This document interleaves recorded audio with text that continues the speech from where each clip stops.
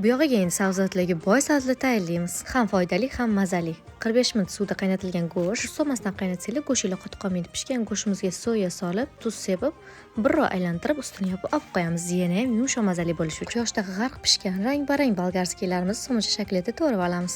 Eng mazali sabzavot va mevalar O'zbekistonda bo'lsa kerak. Pomidorlarimizni ham o'rtasidan bo'lib, ichida yumshoq joylarini olib tashlaymiz. Qolganini somoncha shaklida to'g'rab olamiz buni ham. Bodringlar ham narxi tushib qopti-ya, emasdan soviringlar.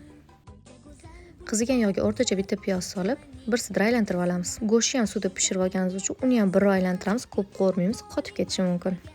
Tuz, ziravorlarni birato'la solib, bitta aylantirib, ikkita zubchik chesnok sovursanglar ham bo'ladi. Juda ham mazali bo'ladi, hidlari kelib turadi. Uni ham bir sidra aylantirib, qolgan masalliqlarimizni tayyorlab olamiz. Ikkita bodring, ikkita to'ralgan pomidorimiz, boyagi masalliqlarimizni hammasini qo'shib, ziravorlar, tuz, murch, maydalangan kashnich, 2 qoshiq soya, ko'k piyoz, oq sedana sepib, qo'l yordamida mehr bilan aralashtirib tayyorlab olamiz. Hammaga yoqimli ishtaha. Tayyorlab ko'rish uchun saqlab qolinglar.